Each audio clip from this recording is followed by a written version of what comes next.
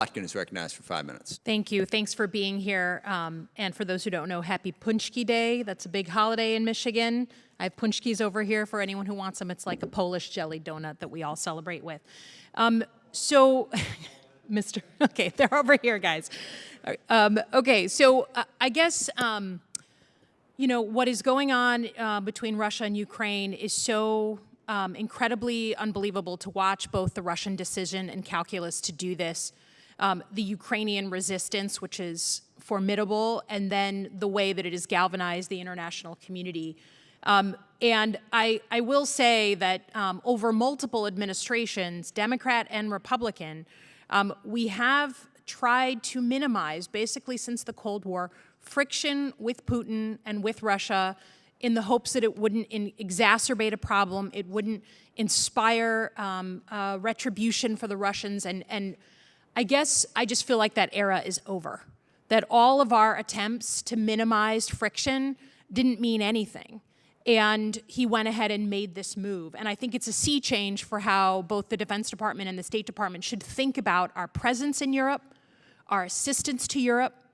So I guess I just want to clarify a couple of things. What is the official administration position on letting in countries like Kosovo, Bosnia, potentially Georgia, Finland, and Sweden into NATO?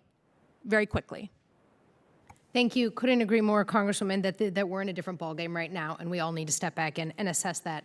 I would say regarding new members of NATO, there's not kind of an effort to fast-track folks, but there is an effort to work with those who are interested and who meet the necessary requirements. Right, I know, but that's been our process before. And I would offer that if the answers that we're getting, and I say this as someone who was in your exact positions testifying in front of this committee in 2014 when they put little green men into eastern Ukraine, if we are using the same metrics and same assessments from before this conflict as we will be afterwards, then we're missing the moment here. And I'd ask you to come back to this committee maybe in another month's time and just tell us how you've changed your thinking.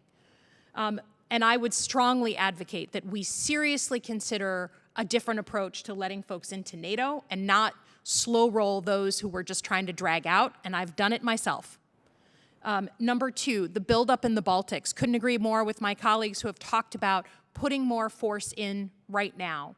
And I guess I would just make that as a point as opposed to a question, that we need to be doing more, and obviously China is watching everything that we do.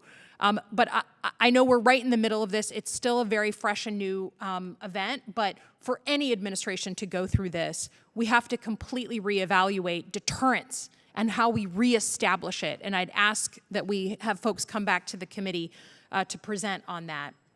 On the assistance, we get really confusing messages about what is being provided and when by not just us, but also our allies. We were told in a briefing yesterday that EU members were providing aircraft. Now we're seeing online that no one's providing aircraft. If you all could come up with a routine where we would get maybe a regular update, just something that a staffer could put together so we know what's true and what's not true, and the final mile of making sure that assistance gets in the hands of the Ukrainians, not just shipped and it sits somewhere, but it gets there, because we know that's going to be more complicated. I guess lastly, I was wondering if someone could give us your sense of how this plays out in Ukraine over the next week and a half. I know that's not your specialty, but we're in the middle of this crisis. People are watching. Can you tell us what you think is going to happen? We heard it privately, but I'd like to say publicly, what the Defense Department thinks is going to happen over the next week and a half. Thank you, and we can absolutely look at getting you those materials that you requested on the aid. I would just say our European allies are doing so much that folks are working on keeping track of it. So thank you for that. Over this next week and a half, I think what we have seen is the Ukrainian military is fighting so incredibly hard. I mean, the political will they have demonstrated is extraordinary, and I think that we have seen it has been a lot more and a lot harder than Putin and his military would have expected. I would continue to expect that they will do all they can. Assistance, as you know, is flowing to them, and I think that they will try to continue to push back this invasion to the extent possible. Unfortunately, as you probably saw this morning in particular, we've seen that the Russian military is prioritizing just increasingly horrific approaches, in particular indiscriminate bombing. I would just say you have an absolutely unique moment where the U.S. Congress has bipartisan agreement on giving you what you need, and we're not getting an ask. Ask us for things, and we And will I'm sorry, help. the gentlelady's time has expired, and I think that is a very reasonable request to get that very focused ask for what it is you want us to do.